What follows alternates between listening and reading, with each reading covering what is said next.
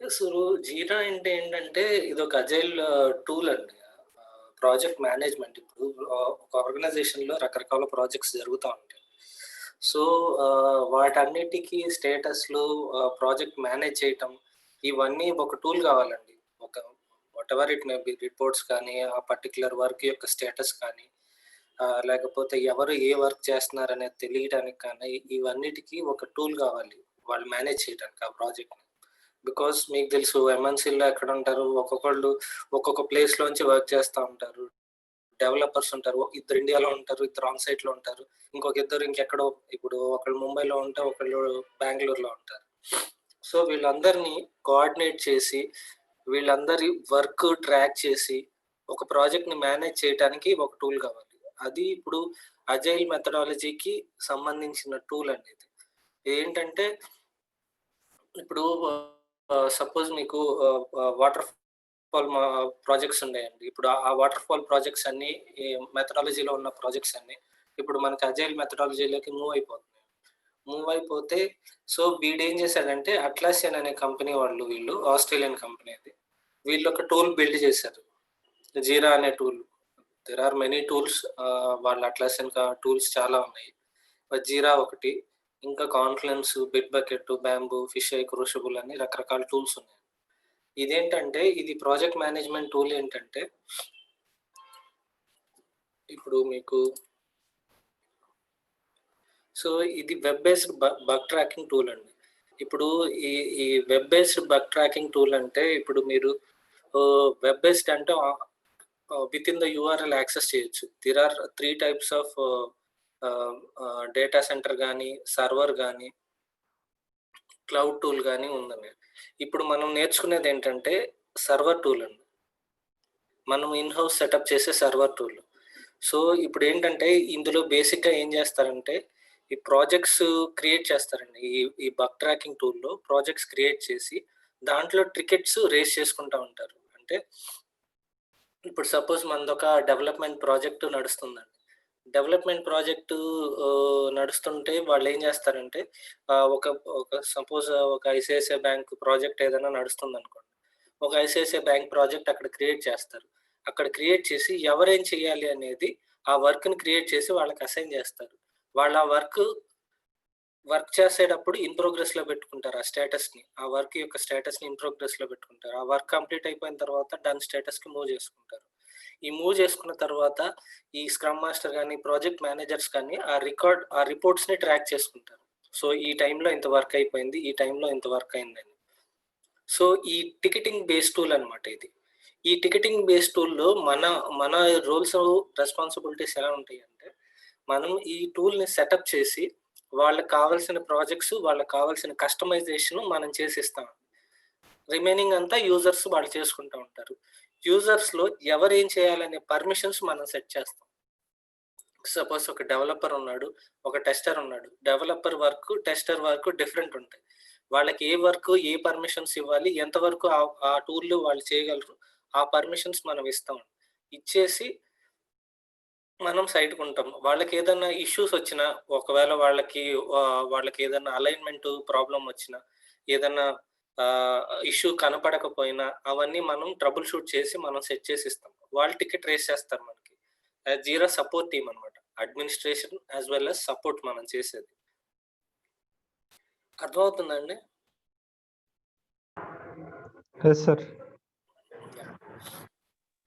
Yes, sir. Yeah! Go ahead. ఇప్పుడు మనకి ఏంటంటే ఇప్పుడు ఇక్కడ చూడండి. Once created tickets can be worked on by the users. Tickets ఏంటంటే ఇప్పుడు రఫ్‌గా ఒక ఆర్గనైజేషన్‌లో రూల్స్ ఎలా ఉంటాయంటే ప్రొడక్ట్ ఓనర్ ఉంటాడండి. ప్రొడక్ట్ ఓనర్‌కి ఏంటంటే ఎప్పుడు ఏ వర్క్ చేయాలి, ప్రొడక్ట్ ఓనర్ అంటే which will represents the client side. ఎప్పుడు ఏ వర్క్ చేయాలనేది తనకు తెలుసండి. ఇప్పుడు మనకి ఎలా ఉంటదంటే ఆర్గనైజేషన్‌లో మనం ఒక డెవలప్‌మెంట్ ప్రాజెక్ట్‌లో చేస్తే గనక అది అజైల్‌లో 2 మెథడాలజీస్ ఉంటాయండి మళ్ళీ. స్క్రమ్ మెథడాలజీ, కాన్మన్ మెథడాలజీ అని. స్క్రమ్ మెథడాలజీ ఏంటంటే సర్టెన్ పీరియడ్ ఆఫ్ టైమ్ తీసుకొని, ఆ పీరియడ్ ఆఫ్ టైమ్‌లో ఎంత వర్క్ అయితే జరిగిందో అది చెక్ చేసుకుంటా ఉంటాడు. ఆ పీరియడ్ ఆఫ్ టైమ్‌లో ఎంత వర్క్ చేయాలో కూడా అతనే డిసైడ్ చేస్తాడు. సపోజ్ ఇప్పుడు స్ప్రింట్స్ అంటారండి. ఇప్పుడు స్క్రమ్ మెథడాలజీలో స్ప్రింట్స్ అంటారు. స్ప్రింట్ అంటే ఏంటంటే జనరల్‌గా ఒక 15 డేస్ లేకపోతే ఒక 4 వీక్స్ కానీ, 3 వీక్స్ కానీ అట్లా డిసైడ్ చేస్తారు. ఈ జనరల్‌గా ఏంటంటే ఆర్గనైజేషన్స్‌లో స్క్రమ్ అంటే 2 వీక్స్ అండి. 2 వీక్స్‌లో వాళ్ళు ఈ డెవలప్‌మెంట్ టీము, ఈ టెస్టింగ్ టీము ఎంత వర్క్ చేయాలనేది స్ప్రింట్ ప్లానింగ్‌లో వాళ్ళు డిసైడ్ చేస్తారు. స్ప్రింట్ ప్లానింగ్ ఏం చేస్తారంటే, స్ప్రింట్ అంటే ఈ ఈ ఇప్పుడు ఈ స్ప్రింట్ స్టార్ట్ అయ్యే ముందే ఒక మీటింగ్ పెట్టుకొని, సో ఈ వర్క్ మనం ఎంటైర్ ప్రాజెక్ట్ మనం కంప్లీట్ చేయాలంటే మనకు ఒక 1 ఇయర్ గాని, 1 ½ ఇయర్ గాని పడుతుంది. కానీ మనం ఏం చేస్తాము, 1 ½ ఇయర్ కంప్లీట్‌గా వర్క్ చేసి లాస్ట్‌లో చూపించకుండా, దాన్ని పార్ట్స్‌గా డివైడ్ చేసుకొని, ఈ స్ప్రింట్‌లో ఎంత వర్క్ చేద్దాం. ఈ స్ప్రింట్‌లో ఒక 2% ఆఫ్ వర్క్ తీసేసుకొని, ఈ స్ప్రింట్‌లో ఒక 2% వర్క్ చేసిన తర్వాత నెక్స్ట్ స్ప్రింట్‌లో ఇంకో 2% అట్లా అట్లా చేసుకుంటా కంప్లీట్‌గా 100% వర్క్ 1 ఇయర్ అయ్యేసరికి కంప్లీట్ చేసి పెడతారనమాట ఆర్గనైజేషన్‌లో. ఇప్పుడు ఈ స్ప్రింట్‌లో 2 వీక్స్ అంటే మనకి జనరల్‌గా ఐటీ కంపెనీస్‌లో ఎలా ఉంటది, 10 వర్కింగ్ డేసే ఉంటాయి 2 వీక్స్ అంటే. 2 సాటర్‌డేలు, 2 సండేలు పోతాయి. 4 డేస్ పోతాయి. 10 డేస్. 10 డేస్‌లో మన దగ్గర ఉన్న రిసోర్సెస్ ఎంత, మనం ఎంత వర్క్ చేయగలం అనేది స్ప్రింట్ ప్లానింగ్‌లో కన్సిడర్ చేసి, స్ప్రింట్ ప్లానింగ్‌లో వర్క్ తీసి స్ప్రింట్‌లో వేస్తారు. ఈ స్ప్రింట్‌లో ఇప్పుడు డెవలపర్స్ ముగ్గురున్నారనుకోండి. వాళ్ళకి ముగ్గురికి ఎంత వర్క్ అయితే చేయగలరో వాళ్ళు స్ప్రింట్ ప్లానింగ్‌లో కన్సిడర్ చేసి స్ప్రింట్ ఏసేసిన తర్వాత, ఈ ప్యారలెల్‌గా టెస్టర్స్ ఏం చేస్తారంటే వీళ్ళు వర్క్ చేసేటప్పుడు వీళ్ళు వర్క్ చేసే వర్క్ టెస్ట్ కేసులు ప్రిపేర్ చేసుకుంటా ఉంటారు. వాళ్ళు టెస్ట్ కేసులు ప్రిపేర్ చేసుకునే టైంలోకి వీళ్ళు వర్క్ చేసేసి వాళ్ళకిచ్చేస్తారు. వాళ్ళు టెస్టింగ్ చేసేసి దాన్ని డన్ స్టేటస్‌లో మూవ్ చేస్తారు. ఇది ఇది ఇటరేషన్ ప్రాసెస్ అండి. ఇది కంటిన్యూయస్ ప్రాసెస్. ఎప్పుడు జరుగుతానే ఉంటది. ఇప్పుడు స్ప్రింట్ 1 అయిపోయింది. నెక్స్ట్ స్ప్రింట్ 2లో ఈ వర్క్ అయిపోయిందంటే ఫస్ట్ పార్ట్‌లో మనం అనుకున్న స్ప్రింట్ ప్లానింగ్‌లో అనుకున్న వర్క్ ఫస్ట్ పార్ట్‌లో అయిపోయిందనుకోండి. నెక్స్ట్ పార్ట్‌లో స్ప్రింట్ ప్లానింగ్‌లో మళ్ళీ వాళ్ళు ఇంకో కొంత వర్క్ తీసుకుంటారు. ఇంకొక 2% ఆఫ్ వర్క్ తీసుకొని కంప్లీట్ చేస్తా ఉంటారు. ఇఫ్ ఇన్ కేస్ ఈ 2% ఆఫ్ వర్క్ స్ప్రింట్ అయిపోయేసరికి ఒక 0.5% ఎంతో కొంచెం వర్క్ పెండింగ్ ఉందనుకోండి. దీన్ని బ్యాక్‌లాగ్ అంటారు. బ్యాక్‌లాగ్‌లోకి మూవ్ చేసి మళ్ళీ నెక్స్ట్ స్ప్రింట్‌లో ఇది కన్సిడర్ చేయాలా? దీంతో పాటు అడిషనల్‌గా ఇంకేమైనా వర్క్ తీసుకోవాలా? అనేది అట్లా డిసైడ్ చేసుకుంటా ప్రొడక్ట్ ఓనర్ తోటి డిసైడ్ చేసుకుంటా వెళ్తూ ఉంటారు. ఇది జనరల్‌గా స్ప్రింట్‌లో జరిగేది ఇదండి. ఇది ఇటరేటివ్ ప్రాసెస్ అంటారు. ఇది జరుగుతూనే ఉంటుంది. మళ్ళీ ప్లస్ క్వార్టర్లీ ఉంటది. రిలీజ్ వెర్షన్స్ ఉంటాయి. మనకి Q1, Q2, Q3 ఎవ్రీ 3 మంత్స్‌కి రిలీజెస్ ఉంటాయి గదా! ఈ Q1, Q2 ఏంటంటే వీళ్ళు ఈ 2% చేసుకుంటా ఉండి ఈ క్వార్టర్‌కి ఈ ప్రొడక్ట్ సపోజ్ ఒక మాడ్యూల్‌ని రిలీజ్ చేయాలని ఒక టార్గెట్ పెట్టుకుంటారు. ఆ మాడ్యూల్ వరకు రిలీజ్ చేస్తూ ఉంటారు.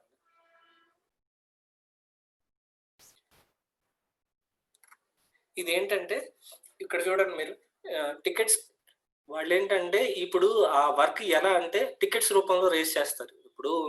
ఇప్పుడు సో అండ్ సో డెవలపర్ ఏం చేయాలి అనేది ఒక టికెట్ రూపంలో రేజ్ చేసి ఆ డెవలపర్‌కి అసైన్ చేస్తారు. వీళ్ళు క్రియేట్ ఇష్యూ పర్మిషన్ ఉన్నోళ్ళు రేజ్ చేసి వాళ్ళకి అసైన్ చేస్తారు. ఆ స్పెసిఫిక్ ఇష్యూ టైప్. ఇప్పుడు ఇష్యూ టైప్స్ అంటే ఏంటంటే ఈ టికెట్స్ రేజ్ చేసేటప్పుడు ఆ టికెట్‌కి ఒక పేరు ఉంటుంది గదా! ఆ పేరేంటంటే epic, story, task, sub task, bug, defect అని ఇలా రకరకాల ఇష్యూ టైప్స్‌తో వాళ్ళు పిలిసి అసైన్ చేస్తా ఉంటారు. ఎపిక్ అంటే ఏంటంటే లార్జ్ పీస్ ఆఫ్ వర్క్ అండి. ఎపిక్ అంటారు దాన్ని. లార్జ్ పీస్ ఆఫ్ వర్క్ అంటే ఒక module. You can consider it as ఒక మాడ్యూల్. ఇప్పుడు సపోజ్ నేను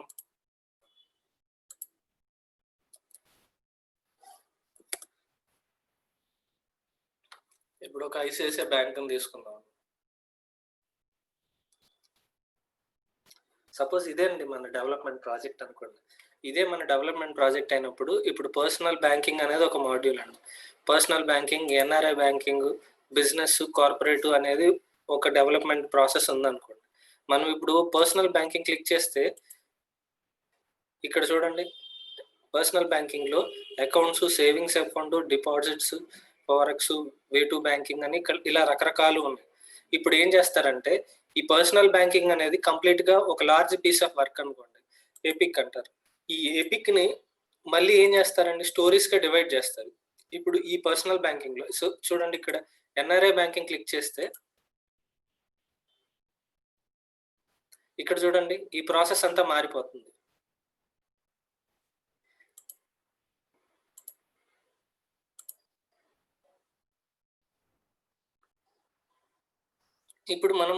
ఇప్పుడు ఈ ఎపిక్ పర్సనల్ బ్యాంకింగ్ కనుక మనం ఎపిక్ అని కన్సిడర్ చేస్తే దాన్ని సబ్ పార్ట్స్ గా డివైడ్ చేయాలి కదా. మళ్ళీ ఈ ఒక్క రోజే ఇవన్నీ డెవలప్ చేసేలేం కదా. ఈ మా బ్యాంకింగ్ కానీ మనీ ట్రాన్స్ఫర్ కానీ ఇవన్నీ ఒక్క రోజులో డెవలప్ చేసేలేం.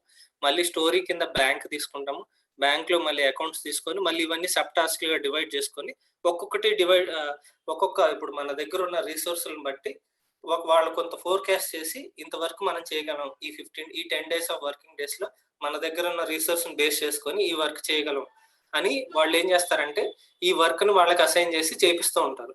ఇప్పుడు ఓపెన్ ఎన్ఆర్ఐ అకౌంట్ అనగానే ఇవి క్లిక్ చేయగానే ఇవన్నీ రావాలి అనేది వాళ్ళు డెవలప్ చేస్తూ ఉంటారు. ఈ ఒక 10 days కి వచ్చేసి ఈ ఓపెన్ ఎన్ఆర్ఐ అకౌంట్ మాత్రమే డెవలప్ చేశాడు అనుకోండి.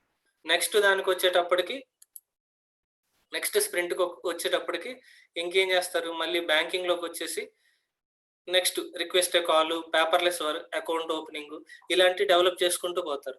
తర్వాత ఈ మనకి సిఐసిడి టూల్స్ ఉంటాయి, కంటిన్యూస్ ఇంటిగ్రేషన్, కంటిన్యూస్ డిప్లాయ్మెంట్. ఈ టూల్స్ లో మెర్జ్ చేసి వాళ్ళు డిప్లాయ్ చేస్తూ రిలీజ్ చేస్తూ ఉంటారు. ఇట్లా చేస్తూ ఉంటారండి. ఇప్పుడు మనం ఈ పర్సనల్ ఎపిక్ అని చెప్పాను కదా, ఎపిక్ లో ఈ స్టోరీస్ లో ఏమేమి ఉండాలి అనేది, ఈ పర్టికులర్ ఎపిక్ లో ఏ స్టోరీస్ ఉండాలనేది, ఈ స్టోరీస్ లో మళ్ళీ ఏ సబ్ టాస్క్లు ఉండాలనేది ఈ స్ప్రింట్ ప్లానింగ్ లో మనకి నడుస్తూ ఉంటుంది. ఆ product owner, project manager, business analyst వీళ్ళందరూ ఉండి డిసైడ్ చేస్తూ ఉంటారు. ఏమన్నా డౌట్ ఉందండి? లేదు సార్, అర్థమవుతుంది, మీరు చెప్పింది అర్థమవుతుంది. ఇక్కడ ఏమన్నా అర్థం కాకపోతే ఒకసారి స్టాప్ చేయండి, అడగండి. ఓకే. ఇక్కడ చూడండి, ఇప్పుడు క్రియేట్ ఇష్యూ పర్మిషన్ అంటే వాళ్ళు ఏ వర్క్ అయితే చేయాలో అది క్రియేట్ చేసి చేస్తారు. జీరా టూల్లో వాళ్ళు అది క్రియేట్ చేసి అసైన్ చేస్తారు ఆ పర్టికులర్ డెవలపర్. కానీ ఇఫ్ ఇన్ కేస్ అది టెస్ట్ చేయాలనుకోండి, టెస్టర్కి అసైన్ చేసేస్తారు. వాళ్ళు టెస్ట్ చేస్తూ వీళ్ళు డెవలప్ చేస్తూ ఉంటారు. వాళ్ళు ప్యారలల్ గా వాళ్ళు టెస్ట్ కేసులు ప్రిపేర్ చేసుకోవటం కానీ, ఈ డెవలప్మెంట్ అయిపోతే టెస్టింగ్ కానీ అవన్నీ విత్ ఇన్ ద స్ప్రింట్ లో క్లోజ్ చేసేస్తారు. ఆ వర్క్ మనం ఎంత వర్క్ అయితే పిక్ చేసుకున్నామో పర్టికులర్ స్ప్రింట్ కి వాళ్ళు అది క్లోజ్ చేస్తూ ఉంటారు. చూడండి, అసలు జీరా ఎవరెవరు యూజ్ చేస్తారు, who uses and why we use Jira. All the times PM అంటే ఎవరు లేరు, project manager and any other interest party can see exactly the status of an issue. ఇప్పుడు ప్రాజెక్ట్ మేనేజర్ ఉన్నాడు అనుకోండి, మన దగ్గర ఒక 10 మంది డెవలపర్స్, 10 మంది టెస్టర్స్ ఒక పర్టికులర్ ప్రోడక్ట్ మీద పనిచేస్తూ ఉంటారు. ఇండివిజువల్ దగ్గరికి వెళ్ళి ఎవరిని అడగలేరు కదా, వాళ్ళకి ఒక ట్రాకింగ్ టూల్ కావాలి. ఆ ట్రాకింగ్ టూలే జీరా అండి. ఇప్పుడు ఒక డెవలపర్ వర్క్ చేస్తూ ఉంటే ఆ పర్టికులర్ వర్క్ మీద తను ఏం చేస్తాడంటే తనకు అసైన్ చేసిన వర్క్ ని ఇన్ ప్రోగ్రెస్ లో పెట్టుకుంటాడు. స్టేటస్ ఉంటుంది, ఆ స్టేటస్ ని ఇన్ ప్రోగ్రెస్ లో పెట్టుకొని తను పని చేస్తూ ఉంటాడు.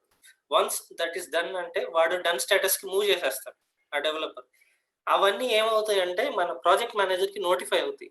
ఇప్పుడు సో డెవలపర్ ఈ వర్క్ మీద వర్క్ చేస్తున్నాడు, ఒక ఐడియా ఉంటుంది, ఆ టూల్ లో డైలీ ఆ టూల్ ని మానిటర్ చేస్తూ ఉంటాడు ఈ ప్రాజెక్ట్ మేనేజర్. సో అతను ఏం చేస్తాడంటే ఆల్ ద టైమ్స్ ఆ project manager can see via dashboard gadgets. Dashboard అంటే it's a kind of report అండి. ఇది పర్సనలైజ్డ్ రిపోర్ట్ అనమాట. తను ఏం చేస్తాడంటే ఎవరెవరు ఏ వర్క్ చేస్తున్నాడు అనేది ఒక డాష్బోర్డ్ సెటప్ చేసుకుంటాడు. ఆ ఫీచర్ ఉంది డేటాలో, జీరాలో ఆ ఫీచర్ ఉందన్నమాట. ఆ సెటప్ చేసుకొని ఆ రిజల్ట్స్ అన్ని ఒక ఫిల్టర్ చేసుకొని ఆ దాంట్లోంచి ఆ quick over view and progress of the project, దాంట్లోంచి ఆ రిజల్ట్స్ అన్ని సర్చ్ చేసుకొని ఒక డాష్ బోర్డ్ క్రియేట్ చేసి డైలీ అతను చూస్తూ ఉంటాడు. ఆ ఓవర్ వ్యూ కానీ ఆ ప్రోగ్రెస్ ఆఫ్ ద ప్రాజెక్ట్ కానీ అతనికి తెలుస్తూ ఉంటుంది అనమాట. There is also an excellent add-on to Jira called Greenhopper, which displays based of filters on a rapid board. ఇదేంటంటే ఇది ఒక యాడ్ ఆన్ అండి, అడిషనల్ ఫీచర్. ఇప్పుడు మన గూగుల్ క్రోమ్ కి యాడ్ ఆన్స్ ఉంటాయి కదా, కొన్ని automation kind of add Ann's ఉంటాయి, అట్లాంటి ఒక యాడ్ ఆన్ ఫీచర్ అనమాట ఇది. మనం జీరాలోకి టూల్లోకి వెళ్ళినప్పుడు ఇది చూపిస్తాం ఫీచర్స్. దాని యూజేజ్ ఏముంటుంది సార్? అది గ్రీన్ హాపర్ అంటే ఇప్పుడు మనకేం లేదండి, ఇది ఫిల్టర్. ఇప్పుడు బోర్డు ఉంటది కదా, బోర్డు అప్డేట్ అవుతా ఉంటది. ఇప్పుడు డైలీ బేసిస్ లో డైలీ మనం మాన్యువల్ గా అప్డేట్ చేయాల్సిన పని లేదు బోర్డు. ఇప్పుడు బేస్డ్ ఆన్ ఫిల్టర్ లో ఇప్పుడు ఇన్ ప్రోగ్రెస్ ఎంత ఉన్నాయి, ఇన్ ప్రోగ్రెస్ ఈరోజు 5 ఉన్నాయి అనుకోండి, రేపు వచ్చేసరికి ఇన్ ప్రోగ్రెస్ 4 ఉన్నాయి, బేస్డ్ ఆన్ దట్ ఇది అప్డేట్ అవుతా ఉంటుంది. Okay okay. డైలీ చెక్ చేసుకొని అప్డేట్ అవుతా ఉంటుంది. ఓకే. ఇఫ్ ఇన్ కేస్ మన ప్రాజెక్ట్ కనుక మనకి డెవలప్మెంట్ ప్రాజెక్ట్ కాదనుకోండి, సో జీరా ఎక్కడ యూజ్ అవుతుంది? జీరాలో మళ్ళీ సర్వీస్ డెస్క్ టూల్ ఉంటుంది. సర్వీస్ డెస్క్ టూల్ అంటే కస్టమర్ సపోర్ట్ అండి. ఇప్పుడు మన ప్రాజెక్ట్ వచ్చేసి కస్టమర్ సపోర్ట్ అంటే, ఇప్పుడు ఈ వెబ్సైట్ లోకి వస్తాడు, ఈ వెబ్సైట్ లోకి వచ్చి హెల్ప్ అండ్ కాంటాక్ట్ అంటారు, సర్వీస్ రిక్వెస్ట్ రేస్ చేయాలనుకోండి. ఇక్కడ నేను అవుట్ ఆఫ్ ద, ఇప్పుడు నేను క్లయింట్ లో లేను, నేను అవుట్ ఆఫ్ ద క్లయింట్, నేను కస్టమర్, నేను ఇక్కడ ఒక సర్వీస్ రిక్వెస్ట్ రేస్ చేయాలి. ఇక్కడ రేస్ చేస్తే నాకు జీరా అకౌంట్ లేదు, జీరా లైసెన్స్ లేదు. మనం ఇక్కడ సర్వీస్ టికెట్ రేస్ చేస్తే ఈ టికెట్ వెళ్ళి జీరా సర్వీస్ డెస్క్ లో ఆటోమేటిక్ గా పడిపోతుంది. ఇది సర్వీస్ డెస్క్ టూల్ అండి. జీరా సర్వీస్ డెస్క్ ఏం చేస్తుందంటే, జీరా అకౌంట్ ఉండాల్సిన పని లేదు ఆ యూజర్ కి. వాళ్ళు out side users, that is in the sense customers, ఒక ప్రోడక్ట్ ని యూజ్ చేసే కస్టమర్స్. వాళ్ళకి అందరికి వాళ్ళు ఇప్పుడు ఐసిఐసిఐ బ్యాంక్ కి కొన్ని వందలు వేలు లక్షల క్లయింట్లు ఉంటారు. ఆ క్లయింట్లందరికీ జీరా లైసెన్స్ ఇవ్వలేం కదా. అప్పుడు వాళ్ళు ఏం చేస్తారంటే సర్వీస్ డెస్క్ టూల్ యూజ్ చేసి వీళ్ళు ఏం చేస్తారంటే, ఇక్కడ మనం ఇప్పుడు ఫర్గాట్ పాస్వర్డ్ అని ఇవన్నీ, లేకపోతే ఇంకేదన్నా నాకు క్రెడిట్ కార్డు ఫ్రాడ్ అయిందనో ఇంకేదన్నా టికెట్ రేస్ చేస్తే అది జీరాలో టికెట్ గా రేజ్ అయిపోతుందండి. ఇక్కడ రేస్ చేస్తే అది జీరాలో రేజ్ అయ్యి పర్టికులర్ యూజర్ కి అసైన్ అయితే అతను ఆ యూజర్ మీద వర్క్ చేస్తూ ఉంటాడు సర్వీస్ డెస్క్ అయితే. సో ఇదేంటంటే డెవలప్మెంట్ ప్రాజెక్ట్స్ కాదండి, ఇది సపోర్ట్ ప్రాజెక్ట్స్ కి. మనకేంటంటే 2 రకాలు ఉంటాయి, కొన్ని డెవలప్మెంట్ ప్రాజెక్ట్స్ ఉంటాయి, కొన్ని సపోర్ట్ ప్రాజెక్ట్స్ ఉంటాయి. సపోర్ట్ ప్రాజెక్ట్స్ కి వాళ్ళు ఏంటంటే, వీళ్ళు ఇచ్చే సొల్యూషన్ ఏంటంటే జీరా సర్వీస్ డెస్క్ అనే ఒక టూల్ ని వాళ్ళు సొల్యూషన్ కి ఇచ్చారు. ఇఫ్ ఇన్ కేస్ నీ ప్రాజెక్ట్ లో డెవలప్మెంట్ కాకుండా సపోర్ట్ వాడితే మళ్ళీ జీరా సర్వీస్ డెస్క్ వాడుకుంటాం. అక్కడేంటంటే ఒక లైసెన్స్ ఉంటుందండి, ఒక అడ్మిన్ ఉంటాడు, ఏజెంట్ అంటే ఒక అడ్మిన్ ఉంటాడు. ఏజెంట్ ఏం చేస్తాడంటే, నంబర్ ఆఫ్ కస్టమర్స్ ఉండొచ్చు, ఏజెంట్ మాత్రం ఒకటే. ఏజెంట్స్ కి వాళ్ళు లైసెన్స్ కి పే చేయాల్సి వస్తుంది. ఎంత ఏజెంట్స్ ఉంటే అంత లైసెన్స్ పే చేయాల్సి వస్తుంది మనం ఆ టూల్ కి మాత్రం. Agents raise a ticket when they dealt with by relevant resolving teams. వీళ్ళు ఏంటంటే, ఇప్పుడు కస్టమర్ ఒకళ్ళు సర్వీస్ డెస్క్ నుంచి టికెట్ రేస్ చేస్తారు, ఏజెంట్ ఏం చేస్తారంటే టికెట్స్ ని క్లాసిఫై చేసి ఎవరైతే కన్సర్న్ పర్సన్ ఉంటారో వాళ్ళకి ఆ టికెట్ ని అసైన్ చేస్తారు. జనరల్ గా మనం కస్టమర్ కేర్ కి ఫోన్ చేసినప్పుడు లోన్ కి అయితే ఒక కస్టమర్, క్రెడిట్ కార్డ్ అయితే ఇంకొకటి, ఇట్లా క్లాసిఫై చేస్తారు కదండి మనకి. అట్లాగే ఈ కస్టమర్ టూల్ లో కూడా ఏజెంట్స్ ఇలా క్లాసిఫై చేస్తారు, ఇది సపోర్ట్ రిక్వెస్ట్, చేంజ్ రిక్వెస్ట్ అని రకరకాల రిక్వెస్ట్లు ఉంటాయి. ఆ రిక్వెస్ట్ ని బట్టి క్లాసిఫై చేసి వాళ్ళు అటు పంపిస్తూ ఉంటారు అనమాట. So there are a lot of outside issue cases including CRM tool and through Confluence wiki. Confluence అంటే ఏంటంటే, మన ప్రాజెక్ట్ యొక్క డాక్యుమెంటేషన్ అంతా మెయింటైన్ చేస్తుందండి. జనరల్ గా షేర్ పాయింట్ అనో వచ్చేది కాంటెంపరీ టూల్ అనమాట అట్లాసియన్ కి. ఇప్పుడు మనం ప్రాజెక్ట్స్ చేస్తున్నాం, మన ప్రాజెక్ట్ యొక్క డాక్యుమెంట్స్ జీరాలో పెట్టుకోలేము. సో దానికి మళ్ళీ ఒక సపరేట్ సొల్యూషన్ ఇచ్చాడు వాడు, అదేంటంటే కాన్ఫ్లుయెన్స్ అండి. డాక్యుమెంట్స్ అన్ని దాంట్లో పెట్టేసుకుంటారు అనమాట. ఆ ప్రాజెక్ట్ నేమ్ ఒక స్పేస్ క్రియేట్ చేసి దాంట్లో రకరకాల పేజెస్ లో వాళ్ళ ప్రాజెక్ట్ కి సంబంధించిన డాక్యుమెంటేషన్ అంతా పెట్టేసుకొని దాన్ని మళ్ళీ జీరాతో ఇంటిగ్రేట్ చేస్తారు అనమాట. ఇక్కడ చూడండి, Jira functionality can be extended using application links, scripts, plugins and more. ఈ జీరా ఏంటంటే అదర్ థర్డ్ పార్టీ టూల్స్, ఏదైనా టూల్స్, సేల్స్ ఫోర్స్ కానీ, లేకపోతే .NET కానీ, లేకపోతే మైక్రోసాఫ్ట్ టీమ్స్ కానీ, రకరకాల థర్డ్ పార్టీ టూల్స్ తోటి త్రూ ఏపీఐ మనం అసోసియేట్ చేయొచ్చు, ఐ మీన్ లైక్ ఇంటిగ్రేట్ చేయొచ్చు.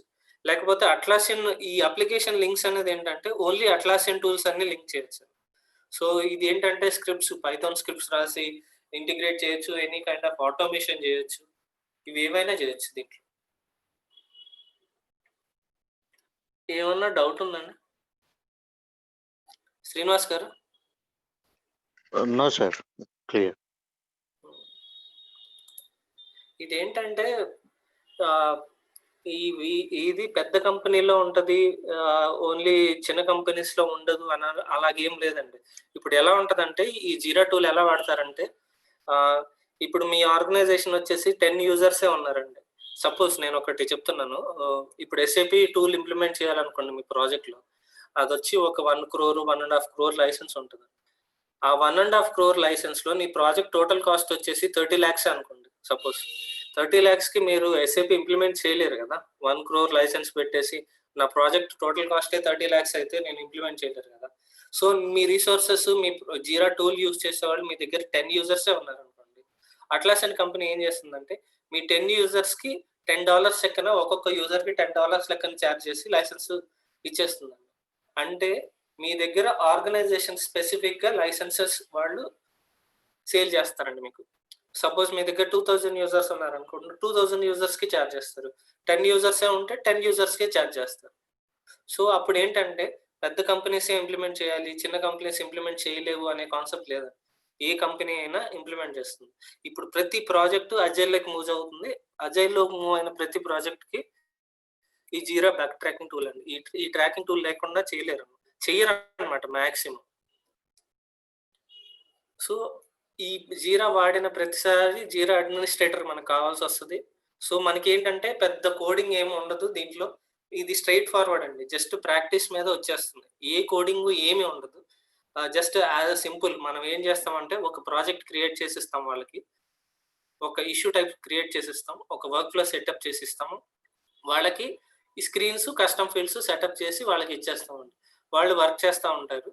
దీనికి మనం ఇన్‌స్టాలేషన్స్, దీనికి డేటాబేస్ అటాచ్‌మెంటు అదంతా మన పని. ఏదన్నా ఇష్యూస్ వస్తే వాళ్ళు టికెట్ రైజ్ చేస్తారు. అది రిజాల్వ్ చేయటం. కూల్ వర్క్ అండి. పెద్ద ఇబ్బంది పడేది ఆహ్, ఎక్కువ టైము వీకెండ్స్ పని చేయాలి, ఎక్కువ టైం పని చేయాలి. 9 అవర్స్ ఆఫీస్ అంటే 9 అవర్స్‌లో అయిపోయి వచ్చే పనే. పెద్దగా ఎక్కువ పనేం ఉండదు. ఎక్కువ కాంప్లికేషన్ కూడా ఏముండదు. చాలా సింపుల్ వర్క్. మీరు ఈజీగా గెట్ ఆన్ అయ్యే టూల్ అండి ఇది. ఓకే. సార్ ఫ్రెషర్స్‌కి ఓపెనింగ్స్ ఏమైనా ఉంటున్నాయా? అస్సలు ఛాన్సే లేదండి. ఫ్రెషర్‌కైతే ఓపెనింగ్స్ ఏం లేవు. నేను 8 ఇయర్స్ నుంచి చూస్తున్నాను. ఫ్రెషర్‌కైతే ఛాన్సే లేదండి ఇది. మినిమమ్ 3 ఇయర్స్ ఉండాలండి. 3-10 ఇయర్స్ మధ్యలో వాళ్ళకే ఉంది. 3-15, 20 కూడా ఉంది. ఆఫ్‌కోర్స్. కానీ మినిమమ్ 3 తోటి స్టార్ట్ అవుతుందండి. ఓకే. ఎందుకంటే ఇప్పుడు ఇది ఎందుకంటే ప్రాబ్లమ్ ఏంటంటే ఫ్రెషర్స్‌కి మేబీ ఆర్గనైజేషన్‌లో తీసుకొని ఫ్రెషర్స్‌ని ట్రైన్ చేస్తారేమో కానీ బయట నుంచి ఈ టూల్ కోసం ప్రత్యేకంగా అయితే ఫ్రెషర్స్‌ని తీసుకోరు. ఓకే. ఎందుకంటే ఇప్పుడు ఈ స్ప్రింట్ ప్లానింగ్ ఉంటుంది కదండీ! ప్రొడక్ట్ ఓనర్ ఉంటాడు, ప్రాజెక్ట్ మేనేజర్, స్క్రమ్ మాస్టర్ వాళ్ళేంటంటే వాళ్ళు డైరెక్ట్ మనకి చెప్పేస్తారు. వాళ్ళొచ్చి ఫ్రెషర్‌కి ఇంటరాక్ట్ అయితే ఫ్రెషర్‌కి ఏం అర్థం అవుతుంది? ఏం సెటప్ చేసిస్తాడు ఇది? యెస్. అతనికి అజైల్ మెథడాలజీనే అర్థం కాదు. ఇవన్నీ సెటప్ చేసేవాళ్ళు. వాళ్ళు ఈ స్టేటస్ చెప్తే ఏం సెటప్ చేయాలి? వాళ్ళకి ఏ రిపోర్ట్ కావాలి? ఏంటి అనేది మినిమమ్ ఎక్స్‌పీరియన్స్ ఎక్స్‌పెక్ట్ చేస్తారండి ఈ టూల్‌లో. ఓకే. అలా అని ఇది పెద్ద కోడింగ్ కాంప్లికేషన్ ఏం కాదు. చాలా సింపుల్, స్ట్రెయిట్ ఫార్వర్డ్ ఉంటుంది. ఆపర్చునిటీస్ కూడా బాగానే ఉన్నాయండి. ఓకే. కాల్స్ ఇవన్నీ ఆపర్చునిటీస్ కూడా బాగానే ఉన్నాయి. మీరు ఇన్ కేస్ ఇంకా మీరు అడ్వాన్స్డ్‌గా వెళ్ళాలనుకుంటే ఫస్ట్ ఈ టూల్‌లో వెళ్ళిన తర్వాత టెక్నికల్ వైపు వెళ్ళాలనుకుంటేనేమో మీకు డెవాప్స్ వైపు వెళ్ళొచ్చండి. ఇది హాఫ్ డెవాప్ టూల్స్ అంటారు. అట్లాసిన్ టూల్స్. హుహు. లేదు మనం ఫంక్షనల్ వైపు ఉంటామనుకోండి. స్క్రమ్ మాస్టర్ వైపు లేకపోతే ప్రాజెక్ట్ మేనేజ్మెంట్ వైపు ఇలా అజైల్ కోచ్ అంటారండి. అటువైపు వెళ్ళొచ్చు. కొంచెం మేనేజర్ లెవెల్‌లో వెళ్ళాలనుకున్న వాళ్ళకి. సో, మీకు 2 దారులు చూపిస్తదండి ఇదైతే. సార్ ఈ ప్యాకేజెస్ ఎట్లా ఉంటాయి సార్ మనకి స్టార్టింగ్? అంటే ఇన్ కేస్ ఇప్పుడు ఇప్పుడు ఫ్రెషర్ మినిమమ్ వచ్చేసి 3 ఇయర్స్ అంటే మినిమమ్ 5 నుంచి స్టార్ట్ అవుతుంది. 5 నుంచి 10, 12 దాకా బానే ఉన్నాయండి. అంటే 3-8 ఇయర్స్ తీసుకుంటే రఫ్‌గా. మనకి 5 లాక్స్ నుంచి స్టార్ట్ అయ్యి 12 లాక్స్, 13 లాక్స్ దాకా బానే ఉంటుంది. ఓకే. ఈవెన్ మా ఫ్రెండ్స్ కొంతమంది 15, 16లో కూడా ఉన్నారు. ఓకే. కోర్స్ అది based on company. Depends on the company. Product based location. Companies అనుకోండి. వాళ్ళు ఎక్కువ పే చేస్తారు. కొంచెం సర్వీస్ బేస్డ్ అంటే తక్కువ పే చేస్తారు. ఇప్పుడు బయట కాల్స్ ఎట్లా ఉన్నాయి సార్? వీటి మీద బానే వస్తున్నాయి సార్. మన దీని మీద జీరా మీద. పర్లేదు సార్, బాగానే వస్తున్నాయి. ఇప్పుడు స్టార్ట్ అవుతున్నాయి. లాస్ట్ మంత్ లేవండి. అంతకుముందు మన మార్చ్ నుంచి వచ్చేసి ఆగస్టు దాకా తీసుకుంటే విపరీతంగా ఉన్నాయండి. ఆ తర్వాత కొంచెం స్లో అయింది. సెప్టెంబర్, అక్టోబర్ కొంచెం స్లో అయింది. పిక్ అవుతున్నాయండి మళ్ళీ కాల్స్. టోటల్ ఇది మనకి డ్యూరేషన్ ఎంత ఉండొచ్చు సార్ టోటల్ ఓవరాల్ గా 1 మంత్ లేకపోతే ఇంకా 1 మంత్ లో అయిపోతుందండి. 1 మంత్ లో అయిపోతుంది. But at the same time మీకేమి ప్రోగ్రామింగ్ కాంప్లికేషన్ ఏం లేదు కాబట్టి ప్రాక్టీస్ కొంచెం ఎక్కువ చేసుకుంటే వర్కౌట్ అయిపోతుంది. ఓకే. కానీ జాబ్స్ అంత ఈజీగా అంటే కాల్స్ బట్టి ఉంటది. ఒకవేళ మనం ఇంటర్వ్యూ ఫెచ్ చేసుకొని చేసుకోవాలి అంటే. కొంచెం కాల్స్ బట్టే ఉంటుందండి. కాల్స్ 1, 2 మీరు కరెక్ట్ గా ప్రాక్టీస్ చేసేస్తే 1, 2 కాల్స్ లోనే అయిపోతుంది. పెద్ద ప్రాబ్లం ఏం లేదు. ఇఫ్ ఇన్ కేసు మనం జాబ్ సపోర్ట్ కూడా చేస్తామండి. అవసరమైతే మీరు అది ఒకసారి వెంకట్ గారితో మాట్లాడండి. ఓకే. మనకి కోర్స్ డ్యూరేషన్ లో ఇంటర్వ్యూ ప్రిపరేషన్ కూడా ఏమైనా ఉంటుందా సార్? ఉంటుందండి. ఇప్పుడు మనం ఎట్లా అంటే మనం ఏందంటే ఈరోజు మనం క్లాస్ అయిందనుకోండి, ఎంతో కొంత మనం వర్క్ అసైన్ చేస్తాం అనమాట. ఈరోజు మనం ఒక టాపిక్ మీద చెప్పుకుంటాం.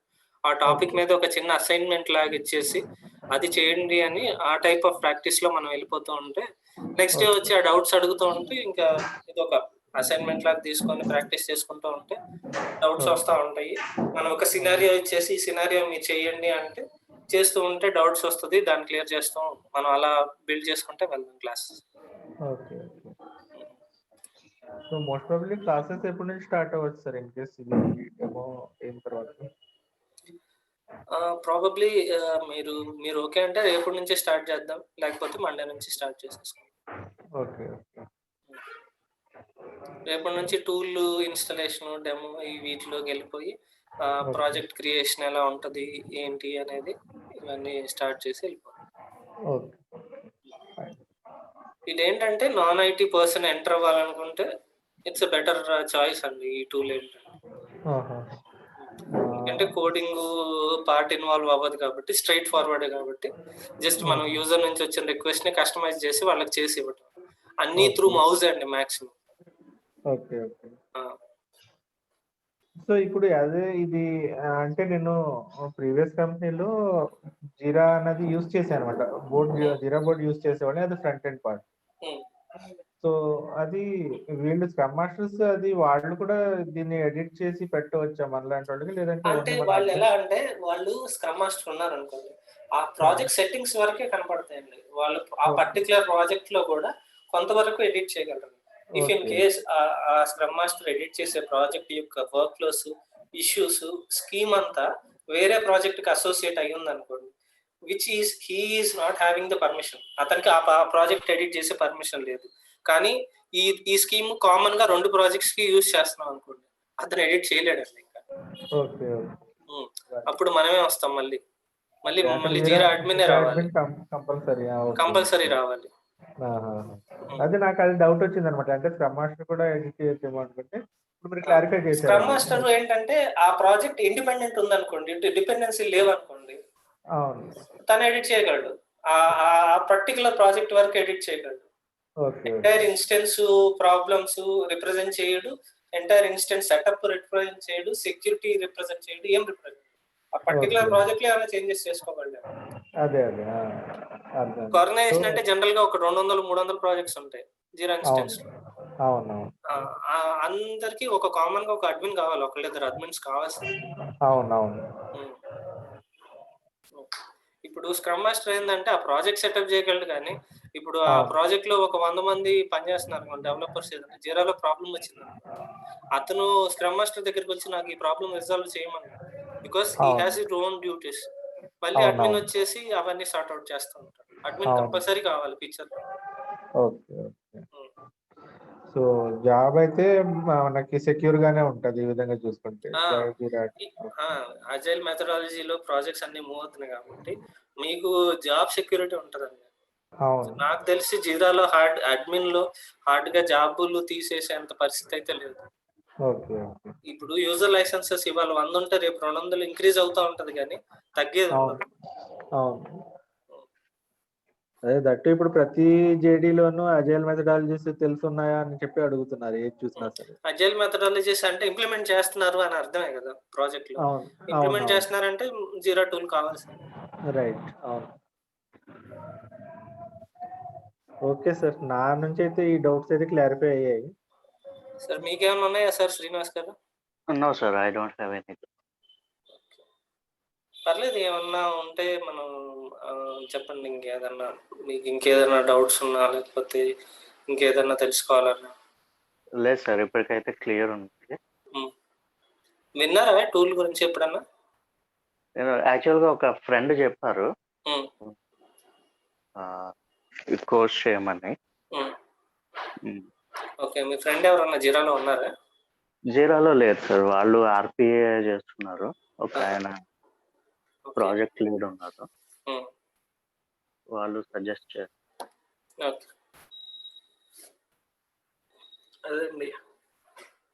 సో ఇఫ్ ఇన్ కేస్ ఏమి డౌట్స్ లేకపోతే నేను ఈ సెషన్ ర్యాపప్ చేస్తాను. Okay okay sir. బాయ్.